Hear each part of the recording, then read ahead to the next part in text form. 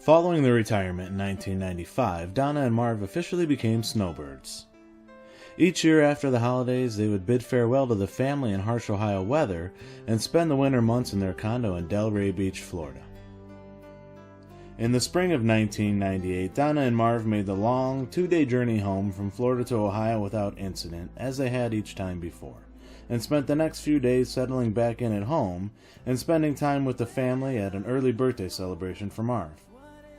The two were unaware that that time spent together would be their last on Earth. Marv had been scheduled to have a minor procedure, known as a cytoscopy, done to investigate a bladder concern he had been experiencing for some time. Somehow, what had been considered a minor procedure turned into a tragic catastrophe. And the next day, he was going to operate. And what he was doing, I can't tell you. But he hemorrhaged the whole day. And they were giving him blood transfusions. And this was at 7 in the morning that he was going to do that. And we were down, and he came down about 11 or 12. He says, well, if he pulls through this, he might live. Live? He just drove the car yesterday there, and he wasn't in pain or anything, but he wanted this, whatever they were looking at. So we waited, and okay, he was alive at the end of Tuesday. Wednesday, when we went, he was pretty good. He was perked up. The next night, Craig came to pick Donna up to go to the hospital and found her at the end of the driveway waiting for him. And he was gone when we got there.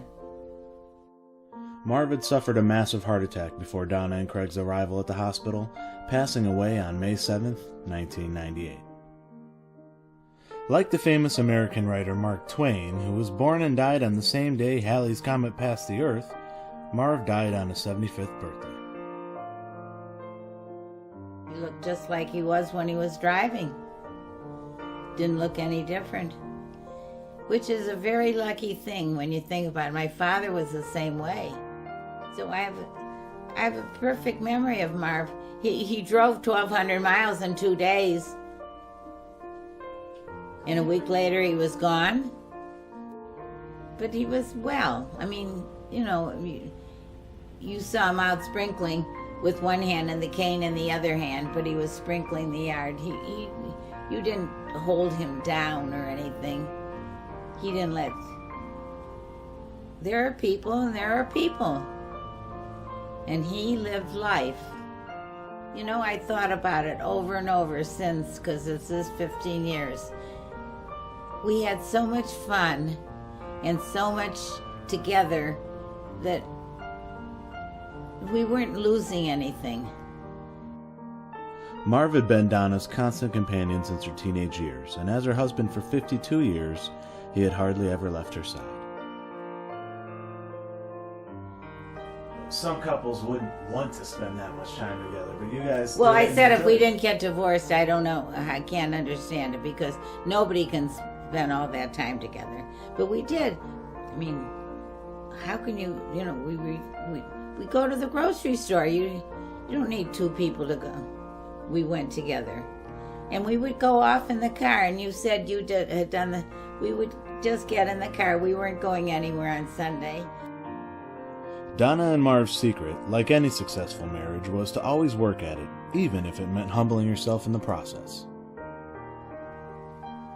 And maybe if you love this person enough to get married, don't you love enough to work at being married? I mean, I'm sure that we argued. I don't remember anything specific. I'm sure we argued. I mean, I can't remember anything exactly. But I'm sure Marv did. Well, he spent so much money on buying the stuff for the store, and it'll never sell. And you know what? It's gone. I'm not always right. You can be right and you can be wrong. For years, I always said I never was wrong, but then I stopped. I mean, it's you have to grow up. You have to mature.